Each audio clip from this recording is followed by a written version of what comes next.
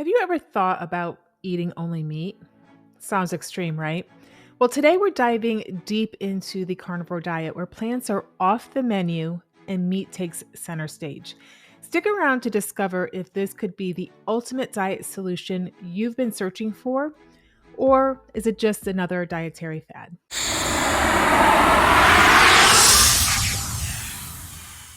Welcome back to my channel. I'm Dr. Renee, also known as the libidoologist. I help women balance their hormones naturally.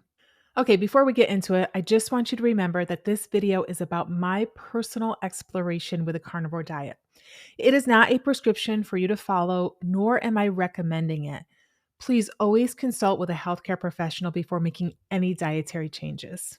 And a little disclaimer, the videos on this channel are for informational and educational purposes only. They are not meant to be professional medical advice. They're my opinion. So if you have a particular healthcare concern, please consult your own personal doctor or healthcare professional.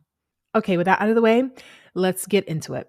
If you've been in my world over the past year or so, you'd know I'm very skeptical when it comes to diets. To me, they often felt like a roller coaster of highs and lows, leading to a relentless cycle of binging and deprivation.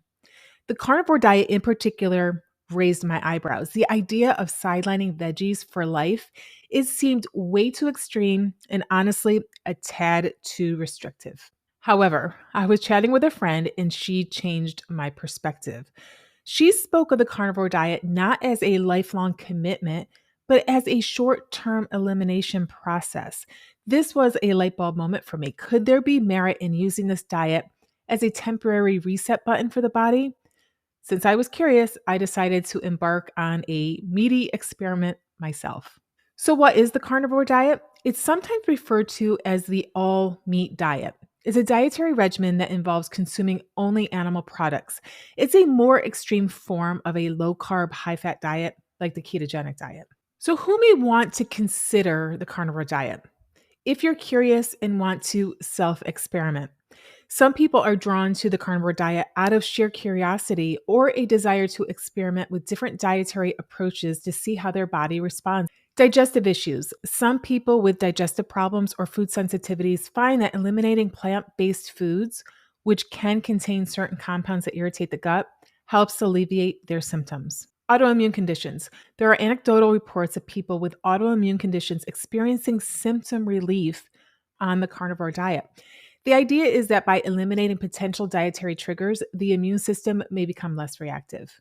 Mental health concerns. Some proponents of the carnivore diet claim improvements in mood and reductions in symptoms of such things as depression and anxiety. However, in this area, there is definitely more research needed. Weight loss. Some people turn to the carnivore diet for weight loss, especially if they've hit a plateau with other low carb or ketogenic diets. Simplicity. The carnivore diet is straightforward in terms of food choices, which can be appealing for those overwhelmed by other diets with more complex guidelines. Chronic health conditions. Some individuals with chronic conditions like type 2 diabetes have reported improvements in blood sugar levels and other health markers. And yes, I have highlighted some groups of people that may want to consider this dietary approach. However, there are some important considerations that you need to keep in mind. Number one, before starting any diet, including the carnivore diet, you really want to consult with your doctor or other healthcare professional to make sure it's a good fit for you. Another consideration is that of nutrient deficiencies. The carnivore diet excludes many foods rich in essential nutrients. It's crucial to be aware of potential nutrient deficiencies, and you may want to consider supplementation if necessary. And there is a transition period when you're starting the carnivore diet. Transitioning to this kind of diet can be challenging with potential side effects, including such things as headaches and fatigue and digestive issues as your body adjusts. And we have to keep in mind long-term implications. The long-term health effects of the carnivore diet have not been clearly studied. There has not been a lot of research done on this dietary approach. So just keep that in mind if you are going to make this more of a lifestyle and not an elimination process. So why did I do it? I did it more as an experiment for my clients. I know it can be used short term as an elimination process, so I wanted to give it a try to see what I thought of it. So stay tuned for more about my own personal experience. Hey, if you're enjoying this content, be sure to hit the like button. Do not forget to subscribe and consider sharing it with a friend who may be considering the carnivore diet. Maybe this will give them some insight as to whether or not this diet would be a good fit for them. Okay, so let's now talk about the benefits of the carnivore diet. Weight loss. Like other low carb diets, the carnivore diet may lead to weight loss due to reduced insulin levels and increased fat metabolism. Reduced inflammation. Some proponents argue that the diet can reduce inflammation, possibly due to the elimination of certain plant compounds or sugars that may cause inflammation in some susceptible people. Mental clarity and mood improvement. Some anecdotal reports suggest improved mental clarity and mood on the carnivore diet, possibly due to stable blood sugar levels. Some people report improved digestion and fewer gastrointestinal symptoms when eliminating plant based foods, possibly due to the absence of certain fibers or compounds that can be hard to digest. Possible reduction of symptoms in certain autoimmune conditions. There have been anecdotal reports of individuals with autoimmune conditions experiencing symptom relief on the carnivore diet. While we really don't know why this happens, it might be related to the elimination of potential dietary triggers. Muscle growth and maintenance. Given the high protein content of the diet, it may support the building of muscle or the maintenance of muscle mass, especially when combined with strength training. So, what did I experience on 7 days of the carnivore diet? Number one, I lost weight. I lost 7.5 pounds and an inch off of both my hips and my waist. Almost immediately, any trace of bloat disappeared. I felt mentally clear. I had increased energy. I was more focused. I wasn't as hungry. I really didn't have cravings. I was having this little joint pain that seemed to disappear, and I just felt happier. And if you're enjoying this video and you want to learn more about a holistic approach to your health, then come find me on social media. I am at Dr. Renee Wallenstein on all platforms. Okay, so now let's talk about some reasons why you may not want to try the carnivore diet. The carnivore diet, while gaining popularity in some circles, is also subject to debate amongst a lot of nutritionists and healthcare professionals. So, some of the reasons why you might want to hesitate is number one, the lack of comprehensive research. It hasn't been studied extensively, especially in the long term. So, without robust evidence, many professionals are hesitant to adopt such a restrictive diet. Nutrient deficiencies. Let's be honest, the diet excludes many foods that are rich in essential vitamins, minerals, and other beneficial compounds. So there are significant concerns about deficiencies in nutrients like vitamin C, fiber, phytonutrients, which you get from plants, and certain minerals. Digestive issues. A diet without fiber can lead to constipation and other digestive issues. Fiber is essential for gut health, promoting regular bowel movements and feeding beneficial gut bacteria. Some say that there are heart health concerns, with high intakes of red and processed meats being linked to increased risks of heart disease, high cholesterol, and other cardiovascular events. There is concern over a cancer risk, especially with consumption of processed meats. So if you are adopting a carnivore diet, potentially you may want to just eat whole foods rather than processed meats. In bone health, high protein diets, especially from animal sources, can increase calcium excretion in your urine, which may have long-term implications on your bone health. Sustainability and ethical concerns. Some people choose plant-based diets for environmental reasons. The production of meat, especially beef, has a significant environmental footprint in terms of water use, greenhouse gas emissions, and land use. Ethical concerns about animal welfare can also deter some individuals from choosing a meat-only diet. Social and practical considerations. Following such a restrictive diet can be challenging in social situations, such as dining out or when cooking for a family with varied dietary preferences.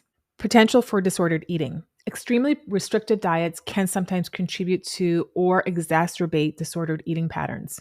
Economic factors. Relying solely on meat, especially high-quality grass-fed and organic varieties, can be more expensive than a more varied diet. Lack of variety. Some people enjoy a diverse range of flavors and textures and cuisines. The carnivore diet is limited in this respect. So, coming back to my experience, something that was not enjoyable for me that I experienced was the constipation, which is why I had to stop this diet on day 7. And interestingly enough, early on, I felt sad that I couldn't just sit down and eat with my family. It felt like I was doing some sort of mourning, but it quickly passed after a day or two. This diet helped me become more mindful, especially if I went to reach for a glass of wine in the evening just to wind down before dinner. I had to really ask myself if I wanted it or needed it. Personally, I did get bored with the food choices. I only eat mainly beef and chicken and very select fish and shellfish. So the lack of variety really became mundane for me. So, the carnivore diet is unique in its strict emphasis on animal products and exclusion of virtually all other food groups. However, there are some other diets that share similarities or are just as restrictive in nature. First, we have the ketogenic diet. It focuses on high fat, moderate protein, and very low carb intake. While it includes non animal sources of fats and allows for some low carb vegetables, its primary goal is to induce ketosis, which is a metabolic state where the body burns fat for energy instead of burning carbohydrates. The Paleo diet. Based on the presumed dietary patterns of Paleolithic humans, this diet excludes grains, legumes, dairy, refined sugars, and processed foods, and it emphasizes consumption of meat, fish, eggs, vegetables, fruits, nuts, and seeds. Oh, the Atkins diet, a low carb diet, especially in its initial phases. It focuses on protein and fat as the primary sources of dietary calories, in addition to a very controlled number of carbohydrates from vegetables. The zero carb diet, very similar to the carnivore diet, but might include animal derived products that aren't strictly meat, like eggs and dairy. And as the name suggests, the goal is to consume zero carbohydrates. The pagan diet, a combination of paleo and vegan diets, it emphasizes plant-based foods while also including moderate amounts of meat, fish, and eggs. It does exclude dairy, grains, legumes, and processed foods. The specific carbohydrate diet is designed to treat gastrointestinal disorders like ulcerative colitis and Crohn's disease. It also excludes grains, dairy, except for certain types of yogurt, most starches and sugars other than honey. GAPS diet, similar to the specific carbohydrate diet, is designed to treat conditions that are believed to be caused by an imbalance in gut bacteria. So it focuses on nutrient-dense foods, homemade meat stocks, probiotics, and fermented foods while excluding grains, commercial dairy, starchy veggies, and refined carbs. Oh, and Whole30. We all know Whole30. It's a 30-day elimination diet that cuts out grains, legumes, dairy, sugar, alcohol, and many additives. After the 30-day elimination process, foods are slowly reintroduced to identify potential sensitivities. While these diets share many similarities with the carnivore diet, especially in their restrictive nature and emphasis on certain food groups, each has its unique principles and guidelines. And as always, before you change your diet or start restricting, please consult your healthcare practitioner to make sure it will be a good fit for you. So, if I were to do the carnivore diet again, what would I do differently next time? I would probably use herbs and spices right from day one, just so there's a variety of flavor. I may cut out dairy next time, which I did not do this time, and I may try it for more than 7 days. If you enjoyed this video and you want to learn more about functional medicine, check out the video where I talked about the difference between conventional medicine or the medicine that your regular doc practices and functional medicine, which is a more holistic and preventative approach, which is what I practice. And that's all for now. We'll see you right back here next week. Ciao.